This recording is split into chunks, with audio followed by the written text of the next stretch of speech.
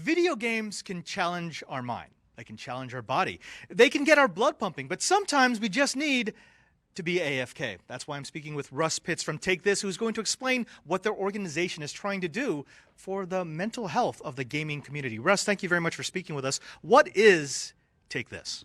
Take This is a nonprofit. We're a 501c3 nonprofit charity, and we basically give hope to gamers and people in the gaming community. We educate and advocate about mental health issues.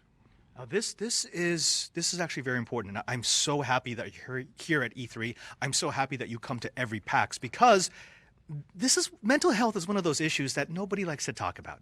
People are a little bit ashamed of admitting that they might need help, but it's at events like this, which have formed such a strong community, where I think an organization like Take This can be the strongest. What inspired you to make this organization? Well, it's a little bit of a sad story. We lost a friend, someone who was dealing with depression, and nobody knew it. It's very common that people, a lot of people know have their friends are digital. They gather online or in games, and people don't talk about mental health issues. There's a stigma about mental health. So we asked ourselves, if we had known that people were struggling, if we had known this person was struggling, what would we have wanted to say to them? And the answer was, take this. It's dangerous to go alone, right? So we founded Take This to give people hope that they can get help for whatever they're dealing with, and to hopefully erase the stigma of mental health. I think anyone who has been part of an online community long enough has lost somebody to suicide. It's one of these things where the persona of the person might be that they're bubbly, they're excited, and they're pleasant to be around. You like playing with them, but after the game ends, after they get offline, that's when the darkness sets in. How do you interrupt this? Because this is so important to mental health professionals. Sometimes all it takes is for you to remove one block from that chain of negative thoughts, and then they're okay. But how do you spot when someone is in trouble? And then what do you do once you think someone is in trouble? That's a really good question. A lot of people turn to video games and online communities as a way to sort of deal with their issues, to sort of self-medicate in a way. And sometimes the communities aren't really helpful to that. A lot of times games and online communities can exacerbate mental health issues. So we as an advocacy organization, we're technically a non-care org, so we don't do any kind of therapy. Here in the AFK Room, even, we don't do any therapy. But we do try to let people know that people care, right? That there's help for these issues.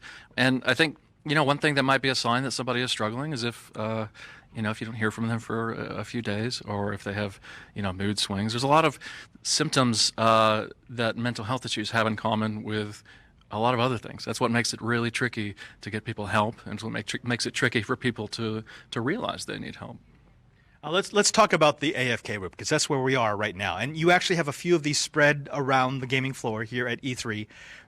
What goes on in here? I notice you've got some very non-technological accoutrements here, everything from coloring books to just places to relax. What have you created in this environment? Well, we say that this room is the most boring room in the convention on purpose. And it is. It's designed to be a room free of stimulus, free of harassment or anyone bothering you. Most people who come into the AFK Room, they're just overstimulated. They've seen a lot.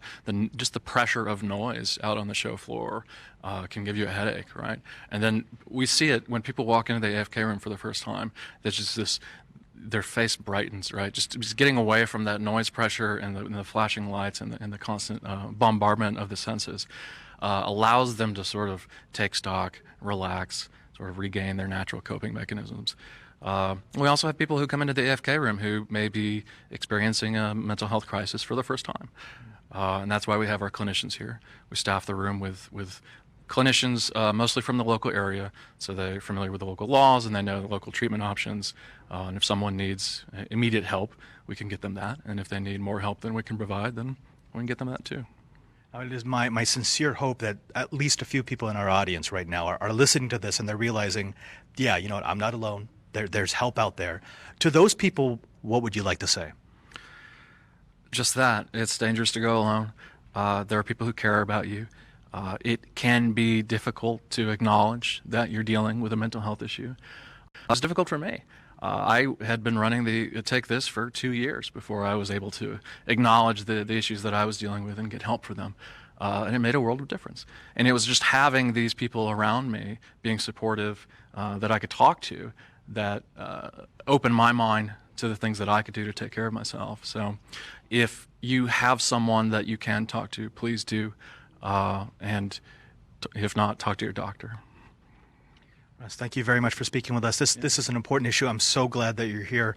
Folks, once the game is over, if you need help, please take this.